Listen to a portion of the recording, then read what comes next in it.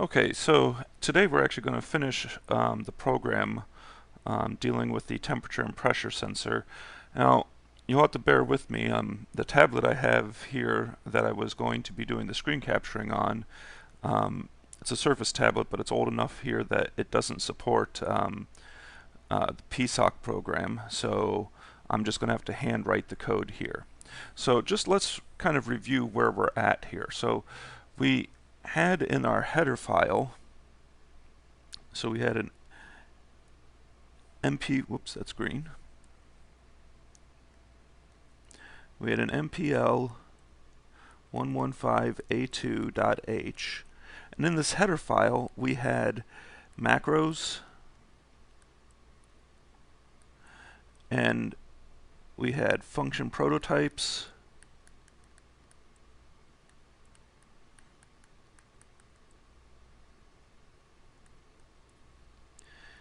and we also had global variables.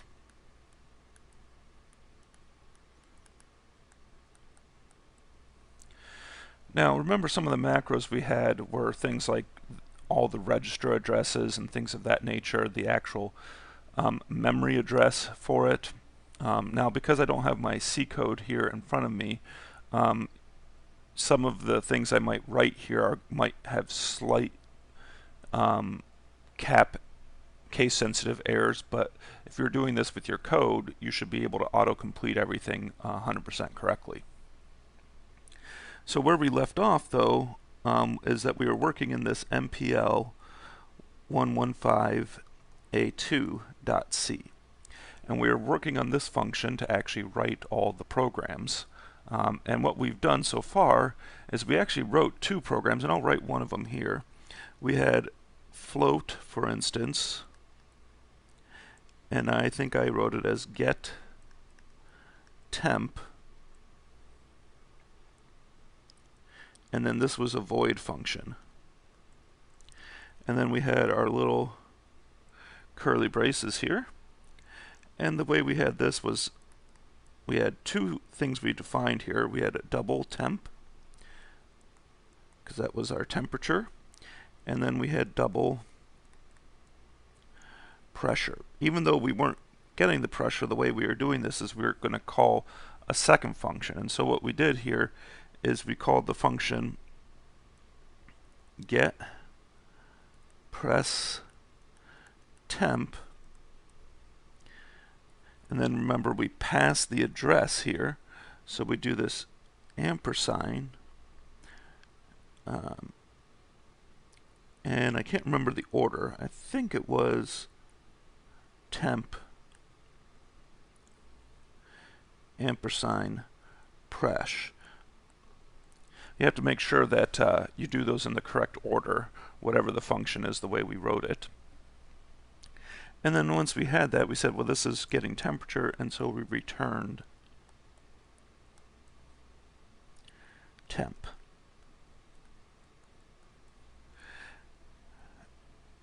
And that was it for that get temp function.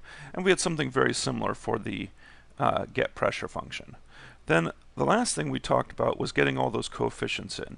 Now I want to write one of the sets of lines of code down there for that, getting the coefficient in, and then write a new line of code that you can do it kind of in one line of code as opposed to multiple lines of code.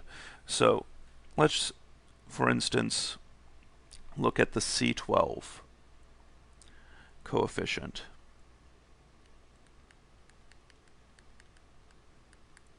Now I'm going to bring up here, hopefully it still shows up, the C12. Remember we had 13 fractional bits, 19 decimal point 0 pad, and then we had 14 total bits, 1 sign bit. Now what we had done was that we had something like C12 is equal to, or actually it was C12 underscore data, was equal to, and I'm going to abbreviate some of the, I'm probably going to abbreviate a little bit of this. Well, we'll see here when I get it. I2C underscore I2C master send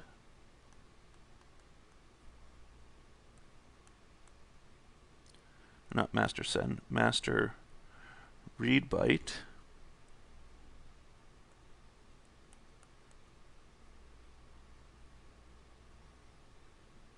and then I'm just going to abbreviate in here the I2C. Well, actually I won't abbreviate it. I2C ACK data. And I'm going to have to move to the next line here. So this is still one line of code here. Actually, I think I can squeeze it on here. And then we shifted this 8 bits to the left. And then make sure to put my semicolon here. And then what we had here is we had then C12 underscore data or equals. And then we basically did the exact same thing here to read the least significant byte.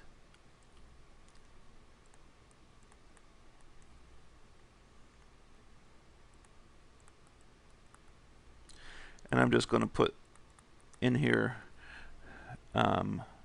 here I'll actually put it in red here just to indicate. I'm just not bothering writing out the I2C underscore ACK underscore data. It's the same thing there, so it's not actually just ACK, it's that whole previous line there. And then we put a semicolon here.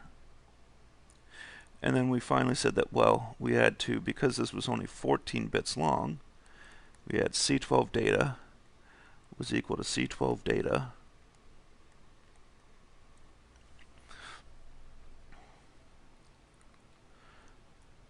right shifting 2 bits.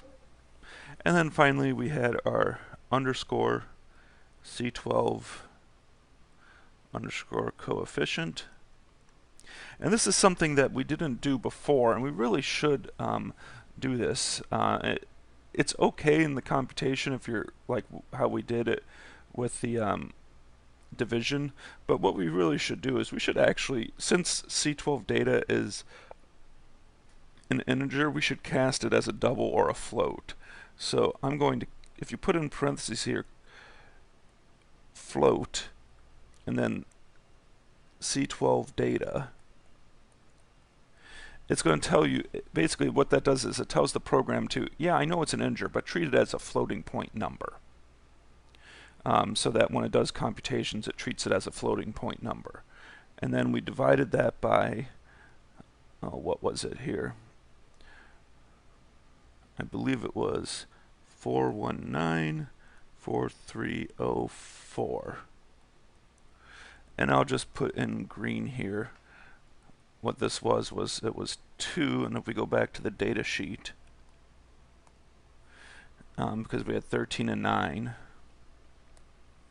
this was 2 to the 22nd power. Well, that's a little weird writing it that way, putting the caret and the exponent, 2 to the 22nd power. And actually I made one mistake here, because what did we say we have to do is not just we need to put a 0.0 to make sure that it does floating point arithmetic. Alright, so that's how we got that. Now, we could actually have done all of this code right here. This could be done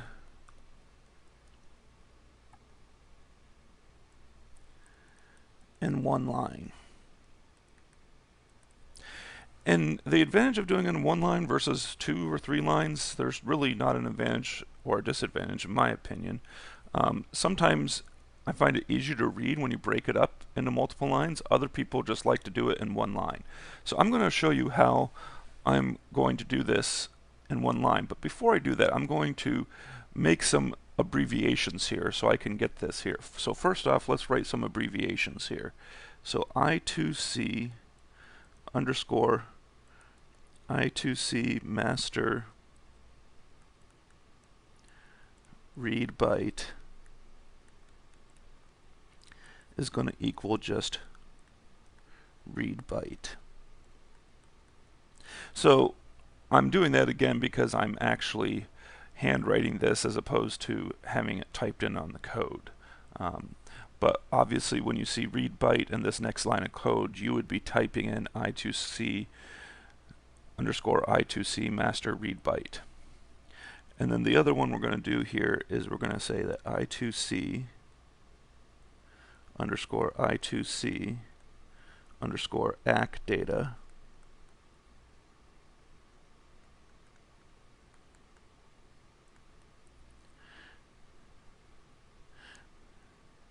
and we're going to call this equal to just simply ACK. Alright, so again, that's just to make this a little bit shorter here. Alright, so how could we write this in one line of code? Well, we're going to start off here, and I'm going to start it at the edge here. C12 underscore data is equal to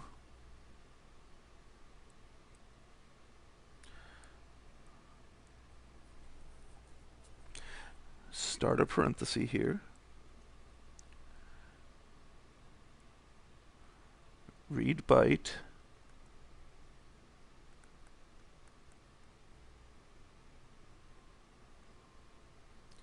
ACK.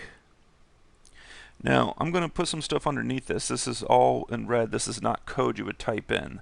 This is just explaining. So what is this doing? This here reads most significant byte. But remember, back up here, if I look up here, I have to bit shift that 8 spots to the left. So I'm going to bit shift that 8 spots to the left. And so I put my parenthesis there. So I've now read the first byte in, the most significant byte, and I've bit shifted it to the left 8 spots. Well, the next thing was to OR it. So, well, I'm going to go ahead and just do that right now. I'm going to put a single line here. It's not a double line. OR for a double line is a logical comparison. So you're actually comparing things logically, like for an if statement or an else statement, or not an else if statement. A single line for an OR statement is bitwise OR operation, which is what we want. But then I'm going to do read byte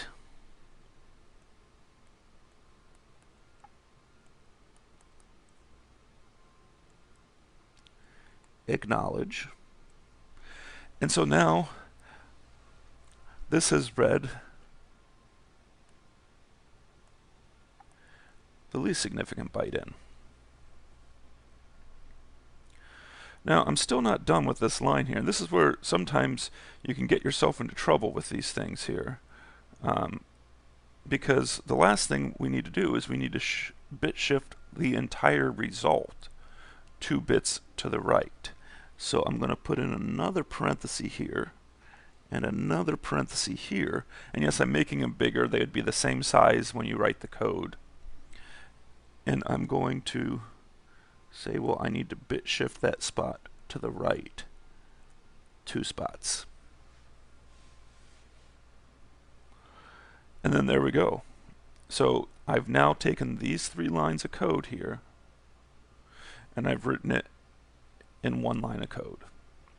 Now, as I said, there's not necessarily a real advantage or disadvantage of doing it this way, but I'd like to point it out that you can either quote clean your code up or shorten it down.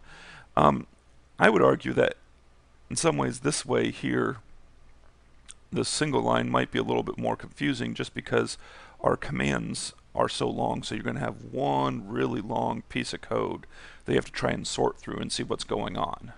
Where if you break it up into 3 lines of code, you can easily see that, hey, in this first line, it's, reading a byte of data, shifting it 8 bits to the left, reading another byte of data, ORing it, and then bit shifting the result 2 bits to the right. Okay, well, this is going to be the end for this first video. In the second video, what we're going to do is we're going to just pick up right off here. I just don't like having videos that are much longer than 15 minutes. It can have issues with the size of videos and uploading and everything else like that.